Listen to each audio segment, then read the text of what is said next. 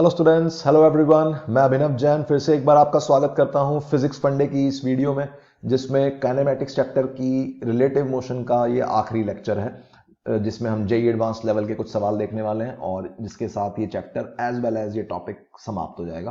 तो स्टार्ट करते हैं जेई एडवांस के कुछ क्वेश्चंस। Illustration number 1। ये क्वेश्चन काफी लोगों ने हो सकता है देखा हुआ हो, जाना पहचाना सवाल है, लगभग हर किताब में ये पाया जाता है, बट इसका थोड़ा सा और इन डेप्थ एनालिसिस करेंगे। तो पढ़ते हैं पूरा। तीन पार्टिकल्स हैं located at corners of an equilateral triangle of side length L दे रखी है। Now they start running towards each other with constant speeds v। तीनों की स्पीड v है, एक दूसरे की तरफ है। पार्टिकल्स के नाम कुछ रख देते हैं, a b c, such that their velocities are always pointed towards the next particle. Find time after which they will collide, जो कि मोस्ट ऑफ द बुक्स में ये क्वेश्चन होता है। और सेकंड पार्ट है क्वेश्चन का, magnitude of acceleration of any one particle as a function of time.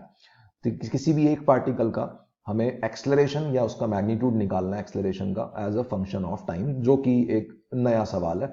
Most of the teachers के लिए भी ये नया सवाल हो सकता है। तो स्टार्ट करते हैं, इन डेप्थ इस फिगर का पूरा एनालिसिस करते हैं।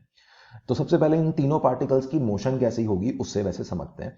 तो जैसे ये t इज इक्वल टू 0 का डायग्राम तुम्हारी आंखों के सामने इस वक्त बना हुआ है, जैसे ही हल्का सा टाइम dt टाइम बीतेगा तो क्या होगा, ये a पार्टिकल यहां पहुंचेगा, a पार्टिकल यहां पहुंच गया, b पार्टिकल यहां पहुंच गया। इनको a1 b1 और c1 पोजीशंस बोल देते हैं। तो a1 b1 c1 को जो मिलाने वाला नया ट्राइंगल बनेगा, A1 B1 C1 को मिलाने वाला जो नया ट्राइंगल बनेगा, अब ये तीनों पार्टिकल्स इस नए ट्राइंगल के एजेस के अलोंग दौड़ेंगे। सोचो आराम से, इनकी वेलोसिटीज कैसी हैं, हर इंस्टेंट पे इनकी वेलोसिटीज एक दूसरे की तरफ है, एक दूसरे की तरफ पॉइंटेड है। तो अब A1 पोजीशन पे जो पार्टिकल आया है उसकी जो वेलोसिटी होगी वो B1 पोजीशन की तरफ पॉइंटेड होगी। B1 पोजीशन पे जो पार्टिकल आया है उसकी वेलोसिटी C1 की तरफ पॉइंटेड होगी, C1 की A1 की तरफ होगी। ठीक है, तो अब ऐसे खेल चलता रहेगा। अब हल्का सा टाइम dt और बीतेगा तो थोड़ा थोड़ा और आगे आ जाएंगे, फिर एक नया ट्राइंगल बनेगा कुछ इस तरह का। एक और बना देता हूं, यहां ये पहुंच गया, यहां ये पहुंच गया, यहां ये पहुंच गया। इसको बोल देते हैं ये A2 पोजीशन पे पहुंच गया, ये B2 पोजीशन पे पहुंच गया, ये C2 पोजीशन पे पहुंच गया। अब ये नया ट्राइंगल कुछ इस तरह का बन रहा है। इनकी नई वेलोसिटीज अब कुछ इस तरह की होंगी। A2 वाली पोजीशन पे जो पार्टिकल आया वो B2 की तरफ, B2 से C2 की तरफ, C2 वाला A2 की तरफ। तो इस तरह से ये तीनों की स्पीड्स जो हैं वो तो पूरे रास्ते कांस्टेंट हैं, बट डायरेक्शन बदले जा रहे हैं एक दूसरे की तरफ। तो अंदाजे से अगर मैं इनका पाथ ड्रॉ करूं तो पाथ कुछ इस तरह के होंगे। देखो, इस तरह के कुछ पाथ्स में ये तीनों पार्टिकल्स ट्रेवल कर रहे होंगे। तीनों के कुछ कर्व्ड पाथ्स हैं, और क्योंकि सिमेट्री है क्वेश्चन में, तीनों की स्पीड्स क्योंकि सेम दी हुई है, तो हम बोल सकते हैं बाय सिमेट्री किसी भी इंस्टेंट पे जो ट्राइंगल बनेगा इन तीनों को मिलाने वाला वो भी इक्विलेटरल होगा। और फाइनली उसकी साइड घटते घटते घटते घटते, क्योंकि तीनों एक दूसरे के पास तो आए जा रहे हैं, घटते घटते घटते फाइनली जीरो हो जाएगी और वो बिल्कुल ठीक बीचों बीच सेंट्रॉइड पे जाके मिल जाएंगे। ठीक है, तो हमें क्या करना है, हमें ये बताना है इन तीनों को मिलाने वाली जो साइड साइड लेंस हैं, या ऐसे बोल दो ट्राइंगल की जो साइड है वो वक्त के साथ घट रही है, वो घटते घटते कितनी देर बाद जीरो हो जाएगी। That is our first question. तो ये चीज हमें सोचनी होगी। तो हम बोल सकते हैं एट एनी इंस्टेंट मान लेते हैं इन कोई भी दो पार्टिकल्स के बीच में जो साइड है, जो डिस्टेंस है वो x। Let distance between particles, any two particles is x at time t। अगर ऐसा है तो मैं बोल सकता हूं इस x का जो रेट ऑफ चेंज होगा वो क्या होगा, x का रेट ऑफ चेंज बनेगा dx by dt is equal to minus times velocity of approach. ये चीज हमने पिछली वीडियो में समझी थी कि अगर ये x सही में, इस ट्राइंगल की साइड लेंथ सही में वक्त के साथ घट रही है, तो वक्त के साथ घट रही है इसका मतलब dx by dt नेगेटिव होगा। घटती क्यों है, जब पार्टिकल्स अप्रोच करते हैं।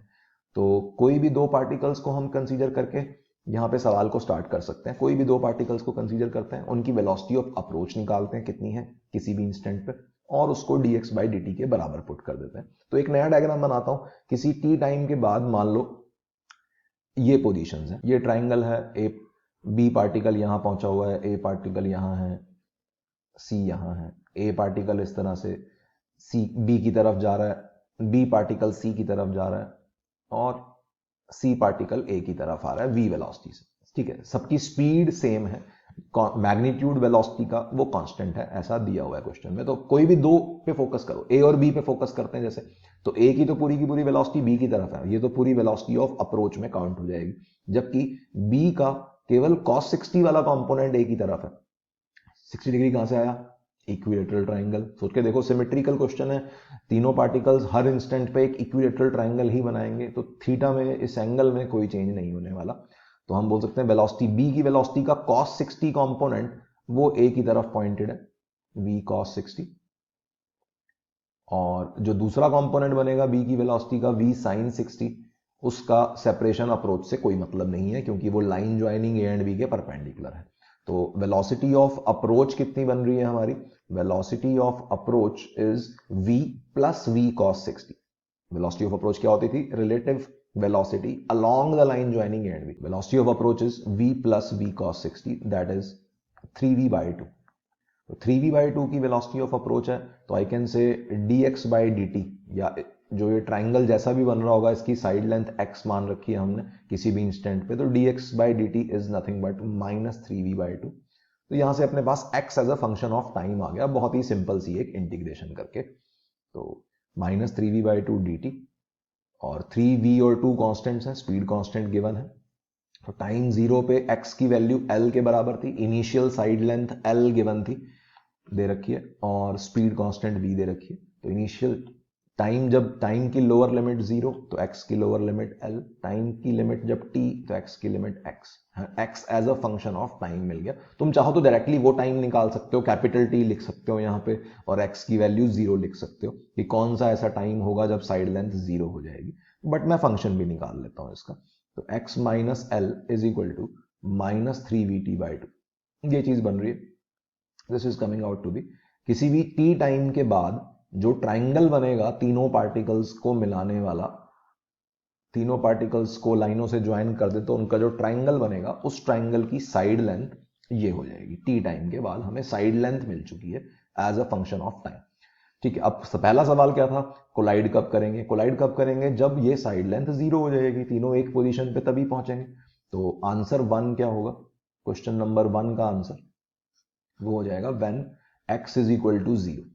कोलिजन का जो टाइम होगा, दैट मीन्स x को 0 डालोगे तो टाइम यहां से सॉल्व हो रहा है कोलिजन का 2l by 3v। That is the answer for first part. तो फर्स्ट पार्ट रिलेटिवली आसान पार्ट है, सबको समझ में आना चाहिए, सेपरेशन अप्रोच का एक बेसिक क्वेश्चन है, ठीक है। जो मतलब पिछली वीडियो जिनको समझ में आ रखी है अच्छे से, उनके लिए आसान है। जिन्होंने पिछली वीडियो देखी ही नहीं है, सीधा ही ये वीडियो देख रहे हैं, तो उनको, उनके लिए जानलेवा सवाल है मेरी, ठीक है। आगे बढ़ते हैं, जिसका सेकंड पार्ट जो है, that is magnitude of acceleration of any one particle as a function of time, ठीक है। एक्सलरेशन हमें सॉल्व करनी है। एक्सलरेशन के बारे में हम क्या जानते हैं? बेसिक से उठें तो acceleration is dv by dt। dv by dt को ध्यान से समझो, dv बाई dt क्या है? dt टाइम के अंदर होने वाला वेलोसिटी चेंज को हम dv बोलते हैं। तो dv is the velocity change during time dt, ये हमें निकालना है। तो ऐसे क्वेश्चन को करने के लिए बेसिक से हम कैसे उठेंगे? हम दो डायग्राम बनाएंगे, एक टी टाइम पे पिक्चर कैसी है, टी टाइम पे पार्टिकल्स कहां कहां है, और T plus D T time पे पार्टिकल्स कहां कहां है, ठीक है। तो उन दोनों के बीच में किसी एक पार्टिकल की, टी और T plus D T times के बीच में किसी एक पार्टिकल पे हम फोकस करेंगे और उसकी वेलोसिटी चेंज निकालेंगे, डीवी, डीवी वेक्टर निकालेंगे, और उसको dt से डिवाइड कर देंगे तो उसकी एक्सेलरेशन मिल जाएगी उस इंस्टेंट। तो स्टार्ट करते हैं सेकंड पार्ट। देखो, ये एक ट्राइंगल बनाया मैंने, जिस ट्राइंगल, ये ट्राइंगल की साइड लेंथ x है, और ये t टाइम पे ये पिक्चर है। किसी भी t टाइम पे एक इक्विलेटरल ट्राइंगल के तीनों कॉर्नर्स पे तीन पार्टिकल्स बैठे हैं, x डिस्टेंस है, ठीक है। अब जैसे ही dt टाइम बीतेगा तो वही अपना फंडा, एक नया डायग्राम बनाएंगे, a को थोड़ा सा खिसका देंगे, b को भी थोड़ा सा खिसका देंगे, c को भी थोड़ा सा खिसका देंगे। तो डायग्राम बना रहा हूं मैं। तो ये जो a1 b1 c1 ये जो ट्राइंगल है, ये ट्राइंगल कौन सा है? At time t plus dt, ठीक है। लिख भी देता हूं मैं यहां पे, ये जो पोजीशंस हैं ये at time t plus dt है। और जो ब्लैक कलर का ट्राइंगल बनाया है मैंने, that is at time t। मतलब अब किसी एक पार्टिकल पे फोकस करो। देखो, हमें एक्सलरेशन तो किसी एक पार्टिकल की ही निकालनी है, तो मान लो b पार्टिकल पे मैं फोकस कर रहा हूं। t टाइम पे ये b पार्टिकल जो है, ये b पार्टिकल सी की तरफ भाग रहा था वी वेलोसिटी से, और T plus D T time पे ये B1 पार्टिकल C1 की तरफ भाग रहा है उसी वी वेलोसिटी से। सॉरी, वेलोसिटी का मैग्नीट्यूड सेम है बट डायरेक्शन बदल चुकी है, तो कुछ ना कुछ एक्सलरेशन तो है। वेलोसिटी वेक्टर तो बदला है, जीरो मत बोल देना गधों की तरह से कि वेलोसिटी कांस्टेंट है जी, स्पीड v दे रखी है कांस्टेंट तो एक्सलरेशन जीरो, बहुत ही वाहियात बात हो जाएगी। ठीक है, तो एक्सलरेशन होगी कुछ ना कुछ, जीरो नहीं होगी, क्योंकि डायरेक्शन तो चेंज हो ही रही है। तो अब यहां पे देखो, हमें निकालना है dv वेक्टर बाय dt, जिसे एक्सलरेशन कहते हैं। तो स्टार्ट वहीं से करते हैं। एक्सलरेशन बी पार्टिकल पे मेरा फोकस है, acceleration is dv vector by dt। ठीक है, तो मैग्नीट्यूड ही पूछा है तो मॉड लगा देते हैं। ठीक है, तो अब वेलोसिटी में जो चेंज लिखना है मुझे, ये वाला फाइनल B1 पोजीशन पे जो वेक्टर बनाया है मैंने वेलोसिटी का, माइनस जो B पोजीशन पे जो वेक्टर बनाया है वेलोसिटी का, इन दोनों का डिफरेंस लेना है, तो हमें dv वेक्टर मिल जाएगा, क्योंकि इन दोनों वेक्टर्स के जो टाइम इंस्टेंट्स के गैप है वो dt ही है। तो इस एंगल को मैं थोड़ी देर के लिए d थीटा मान लेता हूँ, क्योंकि t टाइम से हल्का सा टाइम बीतेगा, t प्लस dt होगा, तो एंगल भी हल्का सा ही चेंज होगा, उसे d थीटा मान लिया कुछ। तो dv वेक्टर को मैं कैसे लिखूंगा, फाइनल वेलोसिटी वेक्टर इस v के कंपोनेंट्स ले रहा हूं मैं। मान लेते हैं ये bc वाली लाइन x एक्सिस है और इसके परपेंडिकुलर y एक्सिस है। तो इस b1 पोजीशन पे जो वेलोसिटी वेक्टर बना हुआ है उसको i कैप j कैप में लिख लेता हूं मैं। ये बन रहा है v cos d theta i cap और v sin d theta j cap. ठीक है, और जो इनिशियल वेलोसिटी है वो है v i cap, purely i cap direction में x एक्सिस के अलोंग अपॉन dt। ठीक है, अब ये चीज देखो किस चीज को टेंड कर रही है, डी थीटा क्या है अपने आप में, dx dy dz सब क्या है, डिफरेंशियल एलिमेंट्स हैं। डिफरेंशियल एलिमेंट्स मतलब टेंडिंग टू जीरो वाले, बहुत छोटे, इनफाइनाइटेसिमली स्मॉल बोलते हैं इनको। तो टेंडिंग टू जीरो नंबर का कॉस लेंगे तो वो किस चीज को टेंड करेगा, कॉस 0 डिग्री तो 1 होता है, तो आई कैन से ये वाली जो चीज है ये 1 को टेंड करेगी। और जो साइन डी थीटा है, साइन डी थीटा को याद रखो अभी के लिए, sine d theta is nothing but d theta. ठीक है, डिफरेंशियल एलिमेंट का जो साइन, जीरो डिग्री का साइन क्या होता है, जीरो होता है। लेकिन अगर बिल्कुल स्मॉल एलिमेंट ले लूं मैं, डी थीटा एलिमेंट ले लूं एक इनफाइनाइटेसिमली स्मॉल, तो उसका साइन डी थीटा को टेंड करता है। ये चीज आराम से तुम मैथ्स में पढ़ लोगे बाद में, अगर अभी तक नहीं पढ़ी है तो। ठीक है, तो ये बात याद रखनी है, साइन डी थीटा को टेंड करता है। लिख भी लो सभी बच्चे, sine d theta is tending to d theta, cos d theta always tends to 1, and इन दोनों को डिवाइड करोगे तो tan d theta also tends to d theta. ठीक है, रेडियंस में है ये, डिग्री में मत बोल देना। tan ऑफ 0.1 डिग्री जो होगा वो 0.1 को टेंड नहीं करेगा, tan ऑफ 0.1 डिग्री को, 0.1 डिग्री जो रेडियंस में बनता है जितनी वैल्यू, उस चीज को टेंड करेगी tan ऑफ 0.1 डिग्री की वैल्यू, ऐसा हम कह सकते हैं। चाहो तो अपनी सेटिस्फेक्शन के लिए इसको कैलकुलेटर से भी चेक करके देख सकते हो। जैसे बहुत ही छोटा सा कोई एंगल ले लो, वही हाफ डिग्री का या 1 डिग्री का भी ले लो, तब भी 2-3 डेसिमल तक तो तुम्हें पक्का सही आंसर मिल जाएगा। 1 डिग्री का साइन एक बारी कैलकुलेटर से चेक करके देखो। ठीक है, मेथड 1। और दूसरा मेथड 2, 1 डिग्री को रेडियंस में कन्वर्ट करो सबसे पहले, क्योंकि यहां पे मैंने कहीं डिग्री नहीं लगाया। तो 1 डिग्री को रेडियंस में कन्वर्ट करोगे तो जितनी वैल्यू बनेगी वो डेसिमल्स में, पाई की भी वैल्यू डाल देना उसमें 3.14, तो जो वैल्यू बनेगी एग्जैक्टली वही वैल्यू, एग्जैक्टली तो नहीं, थोड़ा सा एरर होगा, 2-3 डेसिमल तक तुम्हें पक्का सेम वैल्यू मिल जाएगी साइन ऑफ 1 डिग्री की। तो ये चीजें ये ध्यान में रखनी है, साइन डी थीटा को टेंड करता है, कॉस डी थीटा 1 को टेंड करता है। तो ये वैल्यू बन क्या रही है, ये वी आई कैप और वी आई कैप तो कट ही गया, तो ये बन रहा है simply v d theta by d t. ठीक है, और सिर्फ मैग्नीट्यूड ही पूछा था तो इसका मॉड भी लेना है, तो जे कैप को मैं यहां नहीं लिख रहा हूं। ठीक है, वेक्टर में जे कैप अपना हट गया, v d theta by d t, this is our acceleration. अब एक्सलरेशन को फर्दर सॉल्व करने के लिए मुझे क्या चाहिए, मुझे डी थीटा की तलाश है। अब ये डी थीटा कैसे निकलेगा, डी थीटा निकालने के लिए देखो, ये ट्राइंगल B1C1C, ट्राइंगल B1C1C, इस ट्राइंगल पे फोकस करो। एक बार मैं इसको दोबारा से ड्रॉ भी कर देता हूं। ठीक है, इस ट्राइंगल के अंदर ये वाला जो एंगल है ये डी थीटा की हमें तलाश है। ये वाला जो एंगल है, मतलब ओरिजिनल डायग्राम में ये वाला एंगल, ये तो सोचो 60 डिग्री है, क्योंकि ट्राइंगल ABC तो इक्विलेटरल था, तो ये वाला एंगल 60 डिग्री है। ये वाली साइड लेंथ कितनी होगी, ये CC1 साइड लेंथ कितनी होगी सोचो, ये VDT के बराबर हो जाएगी। CC1, क्योंकि C पार्टिकल ने DT टाइम में कितना डिस्टेंस ट्रेवल किया होगा C से C1 तक का, speed into time, simply VDT। Similarly b particle ने भी ये जो डिस्टेंस ट्रेवल किया होगा यहाँ बी से B1 तक का, ये भी VDT हो जाएगा। अगर ये VDT है तो B1 से C तक का डिस्टेंस कितना हो गया, ये हो गया x माइनस VDT। ठीक है, और ये B1 से C1 तक का डिस्टेंस, ये हम बोल सकते हैं कि ABC ट्राइंगल जो था वो T टाइम वाला ट्राइंगल था, और जो A1 B1 C1 ट्राइंगल है वो T प्लस DT टाइम वाला ट्राइंगल है।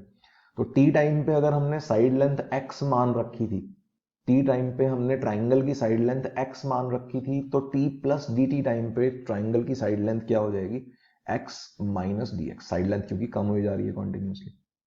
ठीक है, तो ये कितना बन रहा है, या x प्लस DX बोल सकते हो।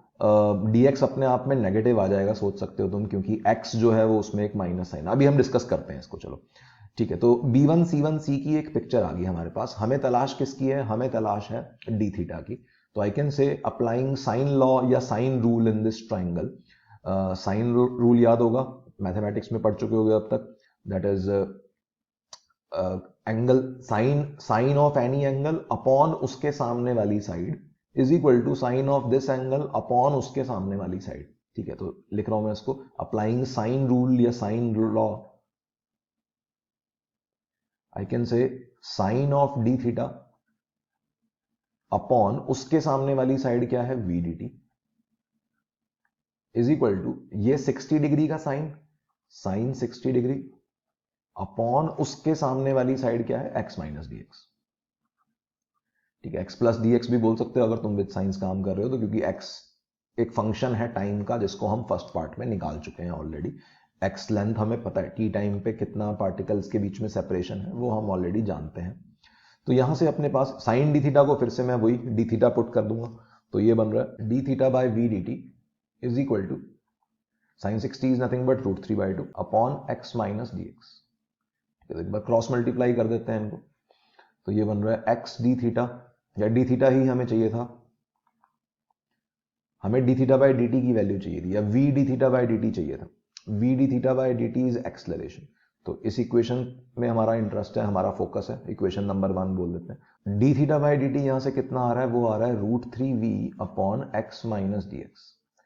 अब देखो इस फ्रैक्शन के अंदर देखो, वैसे भी DX का कोई रोल नहीं आ रहा, क्यों, क्योंकि न्यूमरेटर अपने आप में एक फाइनाइट क्वांटिटी है अच्छी खासी, v अपने आप में एक फाइनाइट क्वांटिटी है, टेंडिंग टू 0 तो है नहीं, और डिनोमिनेटर भी अपने आप में एक फाइनाइट क्वांटिटी है, क्योंकि x में से अगर हम हल्का सा कुछ सब्ट्रैक्ट करेंगे तो कोई खास फर्क पड़ेगा नहीं, इस फ्रैक्शन को कुछ खास फर्क नहीं पड़ेगा। तो आई कैन से दैट, देखो dx dy dz अगर ये मल्टीप्लीकेशन में हो, डिफरेंशियल एलिमेंट्स अगर मल्टीप्लीकेशन में हो या डिवीजन में हो तो बहुत ज्यादा फर्क पड़ जाता है। सोच के देखो, 1 करोड़ के अंदर अगर मैं 0.1 ऐड करूं, क्या उससे कोई फर्क पड़ेगा, कोई खास फर्क नहीं पड़ेगा। सब्ट्रैक्ट करूं, क्या कोई फर्क पड़ेगा, कोई खास फर्क नहीं पड़ेगा। मतलब dx को ऐड सब्ट्रैक्ट करने से कोई खास फर्क नहीं पड़ता। फाइनल आंसर जब हमें लिखना होता है, मल्टीप्लीकेशन डिवीजन करने से बहुत ज्यादा फर्क पड़ता है। 1 करोड़ के अंदर 0.1 मल्टीप्लाई कर दोगे तो वो 10 लाख बन जाएगा, और 1 करोड़ के अंदर अगर 0.1 डिवाइड कर दोगे तो वो 10 करोड़ बन जाएगा। तो मल्टीप्लीकेशन और डिवीजन ऑफ डिफरेंशियल एलिमेंट्स बहुत ज्यादा मैटर करते हैं, लेकिन एडिशन सब्ट्रैक्शन मैटर नहीं करता। फाइनल आंसर में हम उन्हें इग्नोर कर सकते हैं। तो D theta by D T is coming out to be √3v by x। अब D theta by D T आ गया तो अपनी एक्सलरेशन भी आ गई फ्रॉम इक्वेशन 1। इक्वेशन 1 के अंदर हमने एक्सलरेशन ऑफ पार्टिकल का मैग्नीट्यूड देखा था, that was v d theta by D t. तो ये बन रहा है that is equal to √3v² by x। ठीक है, आई एम सॉरी, इसमें एक 2 का फैक्टर स्टार्टिंग से अपना मिसिंग रह गया। साइन 60 डिग्री की वैल्यू मुझे लिखनी थी यहाँ पे, तो साइन 60 डिग्री इज √3/2, तो यहाँ एक 2 भी आएगा, यहाँ भी एक 2 आएगा, यहाँ भी एक 2 आएगा, यहाँ भी एक 2 आएगा, √3v² by 2x। That is coming out to be √3v² upon 2 times x, हमें ऑलरेडी पता है फंक्शन ऑफ टाइम, x इज l माइनस 3vt/2, जो हमने फर्स्ट पार्ट में निकाला था। तो this is our answer, acceleration of any particle as a function of time. तुमसे इनिशियल एक्सलरेशन भी पूछी जा सकती है किसी भी एक पर्टिकुलर टाइम पे, या कोलिजन से जस्ट पहले की एक्सलरेशन, इस तरह के कुछ भी सवाल पूछे जा सकते हैं। तो आई होप चीजें कुछ क्लियर हुई होंगी, नहीं क्लियर हुई तो एक बार इस इलस्ट्रेशन को दोबारा से देखो। टफ इलस्ट्रेशन है, काफी ज्यादा टफ है, मैथ्स की काफी बातें इसमें यूज हुई हैं, साइन रूल यूज हुआ है। ठीक है, आगे बढ़ते हैं। इलस्ट्रेशन नंबर 2, ठीक है, एक पॉपुलर सवाल again, Tom and Jerry problem इसे कहते हैं। Jerry is moving with constant velocity u, Jerry इस तरफ भाग रहा है, u वेलोसिटी से, कांस्टेंट है उसकी वेलोसिटी, वेलोसिटी मतलब डायरेक्शन भी कांस्टेंट और मैग्नीट्यूड भी constant. Tom is at distance d away from Jerry and Tom starts running with constant speed v greater than u, ठीक है, इसकी जो स्पीड है वो जेरी की स्पीड u से बड़ी है, और such that direction is always pointed towards Jerry, इसकी डायरेक्शन हमेशा जेरी की तरफ है। मतलब जेरी, जैसे थोड़ी देर बाद जेरी यहां आ गया, टॉम मान लो यहां आ गया थोड़ी देर बाद, तो टॉम की वेलोसिटी अब वाई एक्सिस के अलॉन्ग या ऊपर की तरफ नहीं होगी, वो अब नए वाले जेरी की तरफ पॉइंटेड हो जाएगी इस तरह से, और जेरी पे थोड़ा सा और आगे आ गया, यहां आ गया, टॉम यहां आ गया, तो ये T1 J1 बोल दो इन्हें, जेरी की नई पोजीशन J2 बोल दो, टॉम की नई पोजीशन T2 बोल दो, अब T2 की वेलोसिटी अब जेरी की तरफ हो जाएगी इस तरह। तो इस तरह से जेरी भाग रहा है कॉन्टिन्यूसली, और जेरी तो कांस्टेंट वेलोसिटी से अपना बोल सकते हैं, इसको एक्स एक्सिस मान लेते हैं थोड़ी देर के लिए, एक्स एक्सिस पे भागे जा रहा है, और जो टॉम है वो उसका पाथ कुछ कर्व्ड है, वो कुछ कर्व्ड पाथ पे इस तरह से मूव करता हुआ जेरी को पकड़ने की कोशिश कर रहा है, और डेफिनेटली पकड़ लेगा क्योंकि उसकी स्पीड जेरी की स्पीड से ज्यादा है, दोनों की स्पीड्स कांस्टेंट है, और लेकिन जेरी की स्पीड कम है टॉम की स्पीड से। तो finally this is the point where Tom will catch Jerry, ठीक है, ये हमें निकालना है ये किस जगह पे होगा, इसको कुछ मान लेते हैं, let x equal to x naught पे जेरी पकड़ा गया, तो एक्स नॉट की वैल्यू हमें सवाल में पूछी गई है, कहां पकड़ा जाएगा और कितने टाइम बाद पकड़ा जाएगा। तो इस क्वेश्चन को करने के लिए किसी एक पर्टिकुलर इंस्टेंट पे हम टॉम की वेलोसिटी को देखते हैं, क्योंकि टॉम की वेलोसिटी का मैग्नीट्यूड तो कांस्टेंट है v, लेकिन उसकी डायरेक्शन बदले जा रही है क्योंकि जेरी की पोजीशन बदले जा रही है, एंड उसकी डायरेक्शन टॉम की हमेशा जेरी की तरफ पॉइंटेड है। इनिशियल सेपरेशन कुछ d दिया हुआ, तो किसी एक t टाइम बाद मैं एक डायग्राम बनाता हूं टॉम की वेलोसिटी वेक्टर का। तो देखो किसी भी एक इंस्टेंट पे मान लेते हैं ये कुछ पोजीशन है, टॉम यहां कहीं है, इस ग्रीन वाला उसका पाथ है, और उसकी जो वेलोसिटी है वो जेरी की तरफ पॉइंटेड है। तो लेट्स से इस वेलोसिटी का, टॉम की वेलोसिटी का एक्स एक्सिस से मान लेते हैं थीटा एंगल बन रहा है, तो आई कैन से ये जो v cos थीटा होगा, ये v cos थीटा टॉम के पोजीशन कोऑर्डिनेट को चेंज कर रहा होगा, टॉम के एक्स पोजीशन कोऑर्डिनेट को चेंज कर रहा होगा, और जो v sin थीटा होगा उसके परपेंडिकुलर वाला कंपोनेंट वो टॉम के y पोजीशन को चेंज कर रहा होगा। तो पहले तो ये दो इक्वेशंस हम शांति से लिख लेते हैं एक बार। सबसे पहली चीज कि अगर टॉम की पोजीशन कुछ x, y है, अगर टॉम की पोजीशन कुछ x, y है, तो आई कैन से dx बाई dt का जिम्मेदार है v cos थीटा, या ऐसे बोल दो dx जो है वो है v cos theta dt, integration. जब टाइम जीरो था तो टॉम की पोजीशन का एक्स कोऑर्डिनेट जीरो था, सोच के देखो, टॉम यहां बैठा था इनिशियली, टॉम की इनिशियल पोजीशन सिर्फ वाई एक्सिस पे थी, उसका एक्स कोऑर्डिनेट जीरो था। जब टाइम कैपिटल टी होगा, जब टाइम कैपिटल टी होगा तो टॉम यहां पहुंच चुका है, फाइनली जेरी को पकड़ चुका है। कैपिटल टी वो टाइम है जब उसने जेरी को पकड़ लिया, तो जब टाइम कैपिटल टी होगा तो टॉम जेरी को पकड़ चुका है, तो वो x is equal to x naught position पे बैठा होगा। एक्स नॉट हमें नहीं पता, कैपिटल टी भी हमें नहीं पता, ये दोनों ही चीजें हमें नहीं पता, ठीक है। दूसरी इक्वेशन टॉम के लिए ही y डायरेक्शन में अगर मैं देखूं तो v साइन थीटा की उसके पास, टॉम के पास वेलोसिटी है जो उसके y कोऑर्डिनेट में चेंज कर रही होगी, dy बाई dt। तो यहां से बन रहा है dy is equal to v sine theta dt, integration. जब टाइम जीरो था तो टॉम का y कोऑर्डिनेट इनिशियल ये वाला कोऑर्डिनेट d दिया हुआ है, तो ओरिजिन से नीचे है तो हम इसे माइनस डी बोलेंगे। जब टाइम जीरो था तो y coordinate is minus D. जब टाइम कैपिटल टी होगा तो टॉम जो है जेरी को पकड़ चुका है, x एक्सिस पे है, तो फाइनल y कोऑर्डिनेट जीरो होगा। तो यहां से अपने पास आ रहा है, पहली इक्वेशन से हमारे पास आ रहा है x naught is equal to v अपने आप में कांस्टेंट है, टॉम की speed, v into integration cos theta dt। Cos theta को मैं इंटीग्रेशन के बाहर नहीं निकाल पा रहा हूं क्योंकि थीटा टाइम के साथ बदले जाएगा और मुझे उसका फंक्शन भी नहीं पता, ये थीटा टाइम के साथ कैसे बदलेगा आई डोंट नो। जैसे टॉम जब यहां पहुंचेगा तो उसका कुछ अलग एंगल पे वेलोसिटी होगी, जब इनिशियल वेलोसिटी थी वो प्योरली वाई एक्सिस के अलॉन्ग थी, ऊपर की तरफ थी। तो हर इंस्टेंट पे अलग अलग डायरेक्शन में वेलोसिटी है, थीटा वक्त के साथ बदले जा रहा है, जिसकी वजह से मैं कॉस थीटा को इंटीग्रेशन के बाहर नहीं निकाल पा रहा हूं। सिमिलरली सेकंड इक्वेशन में भी साइन थीटा इंटीग्रेशन के बाहर नहीं निकलेगा, तो ये बन जाएगा 0 minus minus d, that is d is equal to v integration के बाहर आ जाएगा integration sine theta d t. अब देखो ये दोनों इक्वेशन देख के कुछ सॉल्व नहीं हो रहा है। क्यों नहीं हो रहा है? क्योंकि मुझे theta as a function of time नहीं पता है। लेकिन ये दोनों इक्वेशन बनाई किसके लिए है हमने? ये बनाई तो टॉम के लिए। ठीक है, अभी जेरी बचा है। तो जेरी की इक्वेशन तो सिंपल है, वो तो कांस्टेंट वेलोसिटी से भाग रहा है, मतलब डायरेक्शन भी कांस्टेंट है, मैग्नीट्यूड भी कांस्टेंट है। तो जेरी के लिए जो तीसरी इक्वेशन बनेगी उसको भी लिख लेते हैं एक बारी। तो थर्ड इक्वेशन बनेगी जेरी के लिए, वो क्या बनेगी? सिंपली उसने एक्स नॉट डिस्टेंस ट्रेवल किया, ये वाला जो पोजीशन है ये हमने एक्स नॉट मान रखी है जो हमारा क्वेश्चन है। एक्स नॉट उसने डिस्टेंस ट्रेवल किया ओरिजिन से लेकर यहाँ तक, और उसको कैपिटल टी ही टाइम लगेगा, क्योंकि सेम टाइम में ही टॉम और जेरी ने एक दूसरे को कैच किया, ऐसा बोल सकते हैं, टॉम ने जेरी को कैच किया। तो एक्स नॉट डिस्टेंस ट्रेवल किया यू स्पीड से टी टाइम में, तो जेरी की तो इक्वेशन बेहद सिंपल है, x naught is equal to u t. ठीक है, तो ये अपने पास तीन इक्वेशंस तैयार हो चुकी हैं टॉम एंड जेरी की। लेकिन इन तीनों से ध्यान से देखो कुछ सॉल्व नहीं हो पा रहा, क्योंकि theta as a function of time हमें नहीं पता। अगर वो पता होता तो हम कुछ इंटीग्रेशन करने की कोशिश कर सकते होते। तो अब यहाँ पे मदद कौन करेगा? हमारा वेलोसिटी ऑफ अप्रोच यहाँ पे मदद करेगी। हम किसी भी इंस्टेंट पे वेलोसिटी ऑफ अप्रोच को लिखते हैं यहाँ पे। चौथी एक और इक्वेशन बनाते हैं, फिर देखते हैं कि कौन सी इक्वेशन से हमारे आंसर्स आएंगे। तो एक फोर्थ इक्वेशन और बना रहा हूँ। टी टाइम पे टॉम और जेरी की एक दूसरे की तरफ वेलोसिटी ऑफ अप्रोच क्या है रिलेटिवली। तो इस डायग्राम को मैं टी और जे, टॉम एंड जेरी की जो वेलोसिटी वेक्टर्स हैं, उनको एक बार रीड्रॉ कर रहा हूं अगले पेज पे। देखो यहां टॉम है, यहां जेरी है। जेरी ऐसे भाग रहा है यू स्पीड से, टॉम ऐसे भाग रहा है जेरी की तरफ। टॉम की वेलोसिटी v है, ये वाला एंगल जेरी की वेलोसिटी या एक्स एक्सिस से जो एंगल है ये हमने थीटा मान रखा है। तो हमें वेलोसिटी ऑफ अप्रोच के अंदर, याद करो, एक्स एक्सिस बाई एक्सिस नहीं कंसीडर करने होते थे, हमें लाइन ज्वाइनिंग के अलोंग वेलोसिटियां देखनी होती थी। तो जेरी की वेलोसिटी के यहाँ पे दो कंपोनेंट होंगे, सोचो।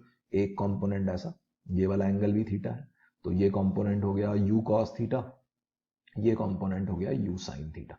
तो line joining Tom and Jerry के अलोंग जो वेलोसिटी कंपोनेंट्स आ रहे हैं, ये वी वेलोसिटी अप्रोच में मदद कर रही है, यू कॉस थीटा जेरी को दूर भागने में मदद कर रही है।